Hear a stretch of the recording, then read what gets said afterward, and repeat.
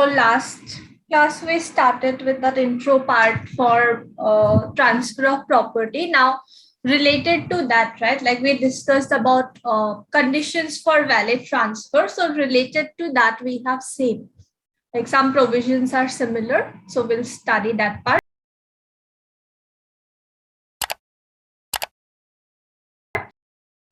So after that we have this essentials of valid sale. This also will be implied from that section 54 only. Okay, so what we have? Four essentials we have. These are again somewhat similar to what essentials we saw yesterday regarding transfer of property, right? So those provisions were like general, these are specific to sale. So we have four different essentials that we need to satisfy. First of all, the party to the sale. So there will be two different parties, seller and buyer. Both of them should be competent to transfer. Who is competent to transfer? Again, same provisions from Indian Contract Act would apply. Who has attained the age of majority, of sound mind, otherwise not disqualified. Those same provisions will apply here as well. A transferee should be competent to receive. So the transfer should either be made by the owner of property or a person authorized to transfer the property, right? It may be done by the owner himself, or sometimes there will be this power of attorney given to another person, right? So that person can also get the property transfer. This applies in case of builders, right? If they are selling apartment.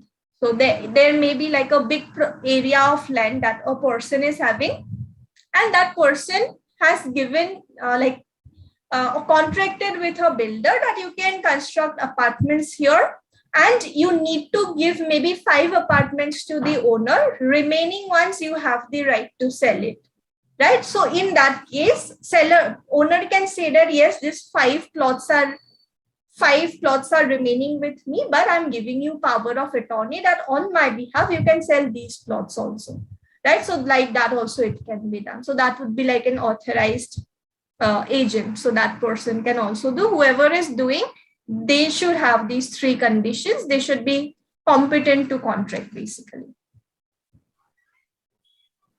Subject matter of the transfer must be transferable immovable property. Again, whatever we are transferring, it should be something which law allows to be transferred, right? It should not be something that law is prohibiting, that you cannot transfer it. So do you remember any of the points? Yesterday we discussed some points, right?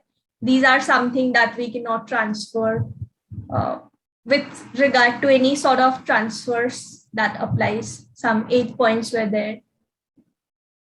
Any point do you remember?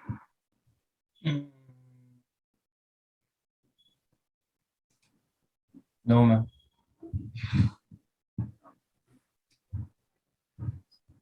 So there are certain things that cannot be transferred. Like if I have a right to file a case against a person, I cannot transfer that right, right? Because I was the aggrieved party, so I only have that right.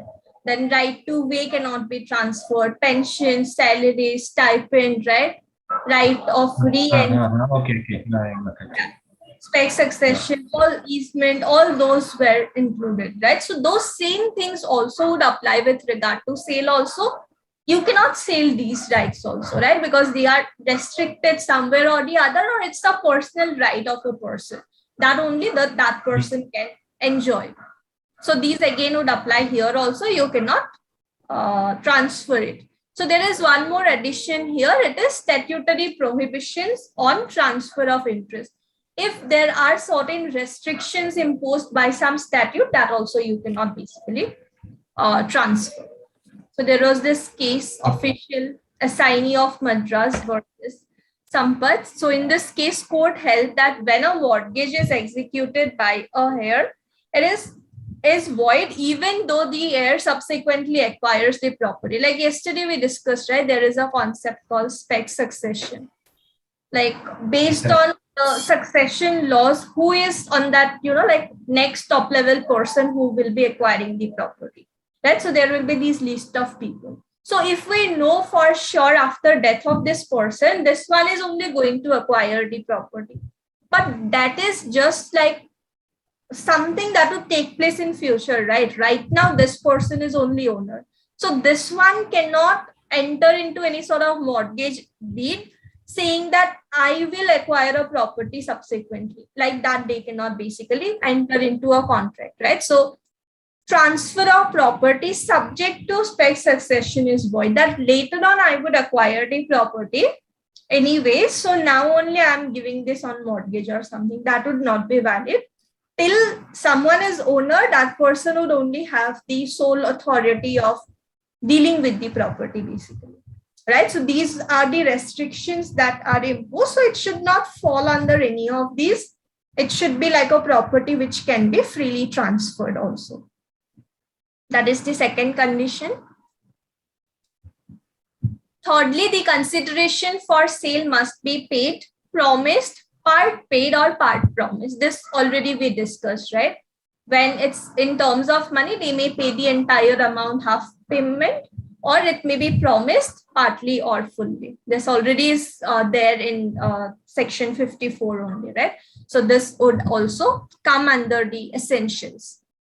So there was this case where it was held that payment of consideration is one of the essence when a transfer of property is made through sale.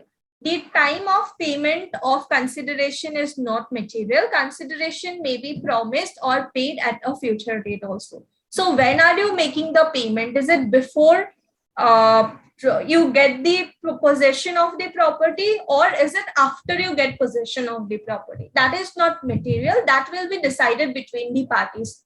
Sometimes possession may be transferred, after that only payment is made. That may also take place. But what is material is that it should be in terms, like consideration should always be in terms of money.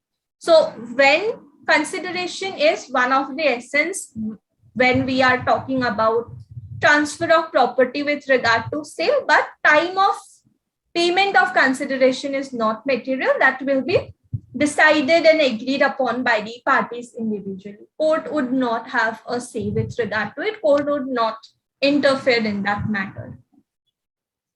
Right, so this is the third essential, and fourth one is mode of execution of sale. Right, so whatever is the prescribed method that is being given, if it says above 100 or 100 rupees, you need to get registration done, you need to get it done. Whatever is the process of registration mentioned, whatever is the stamp duty and other fee you need to pay, you need to do it accordingly. So whatever mode of execution is applicable based on the state or based on what sort of property you are buying, those formalities also we need to satisfy. So these are basically the four essentials, and these are specifically regarding sale of immovable property. This is clear, right? Yes, madam.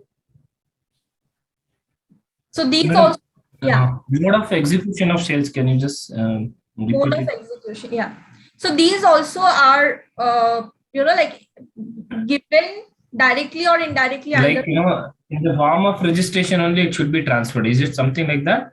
Mentioned, like, what we read it through, how the sale should be made.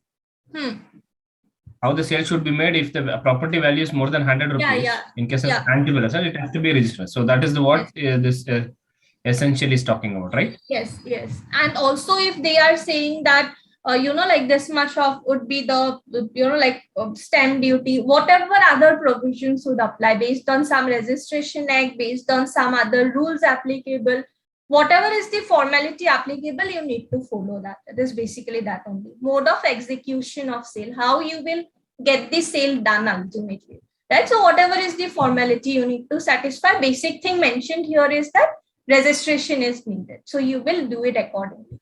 And when we say registration, under Registration Act also some rules may be applicable. Under some rules also something may be applicable. So those also we would have to do. Basically how we will get the sale done. So this is mode of execution of sale. The same thing only. So if it is said again, once registration, attestation, like regarding attestation also we have provision, at least 2 or more witnesses must be there. That also we need to fulfill, like whatever condition is applicable. a document in writing which is called as sale deed is executed. The transfer of immovable property in form of sale is completed and will be binding on both the parties. So there will be a sale deed. All the terms and conditions will be mentioned there. Accordingly, parties will be bound under those terms and conditions. So this sale deed should have all those specific terms and conditions also. Right? If there are some specific provisions applicable, those also should be mentioned. Right? Like they may say that now only I'm transferring possession, but this buyer has made a promise to make half of the payment after a few years, right? So whatever is it, it would be mentioned accordingly, right? Sometimes it may so happen that there are some additional liabilities and all that stuff, right? So seller may say that, yeah, these are the liabilities, these are few payments that needs to be made. I have not done it.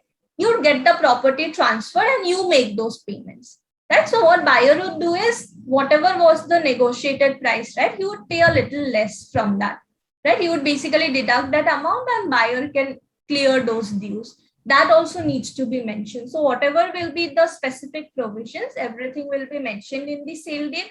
Once it gets registered, parties will accordingly be bound under it. So this is nothing but mode of execution of sale. These are the 4 essentials that we have.